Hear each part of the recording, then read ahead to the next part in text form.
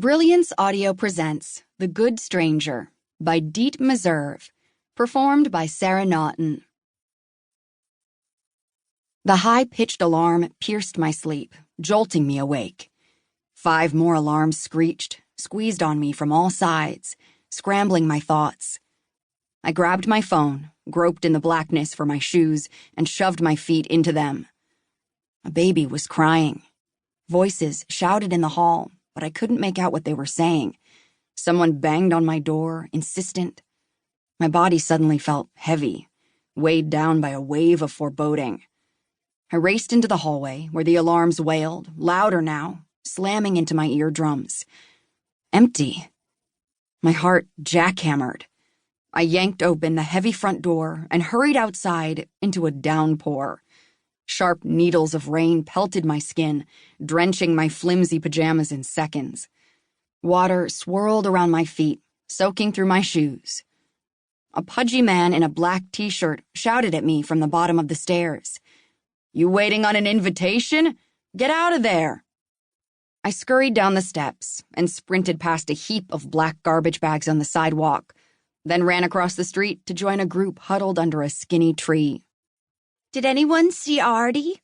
a woman in faded plaid pajamas was saying, eyes darting.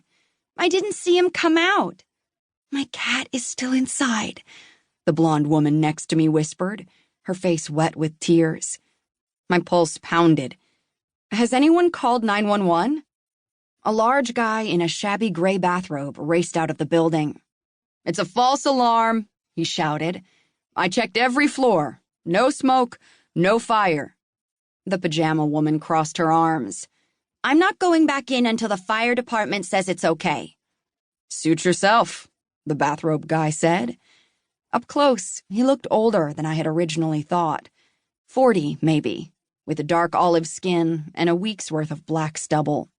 He glanced at me. "You the new neighbor?"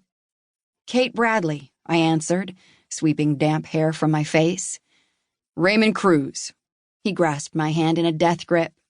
"Heard you're from L.A. and—" His words were drowned out by the loud blast of a horn and the scream of sirens as an FDNY fire engine barreled up the narrow street. He popped a stick of gum in his mouth. "Welcome to Manhattan, Kate." I was ready for battle. My leather tote was loaded with electronics, a laptop, a digital voice recorder, even though I had a recording app on my phone, and noise-canceling headphones. Gear, running shoes, an umbrella, a small makeup case, and a journalist's armor, pens, notebooks, a cell phone. A cup of coffee buzzed through my veins, and I clutched another one in my hand. I've already scrolled through the morning's headlines, checked Twitter, and texted my boss, the EVP of News at American News Channel, about a story I hope to cover on my first day as a national news correspondent. Squeezed on a Fifth Avenue sidewalk packed with a sea of people and my earbuds at full volume, I was immersed in a rapid rundown of the day's lead stories. That's when I saw them. The little girl with a blonde ponytail giggled as she bounced up and down on her dad's shoulders, high above the throng.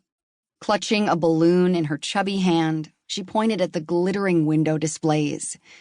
My eyes met hers, and I flashed her a smile. This was how I'd always imagined the idyllic wonderland known as Manhattan. Glorious blue skies and puffy white clouds on a summer morning. Smartly dressed people heading to important work after grabbing breakfast on an outdoor patio, bustling with waiters, bringing trays of inspired dishes. Then a sudden whoosh of movement and the scrape of tumbling metal. The next thing I knew, I was flat on my stomach, hit by a force so hard it knocked the wind out of me. My bag followed me, spilling its contents across the sidewalk. My coffee cup tumbled a second later, hitting the pavement, then bouncing into the gutter.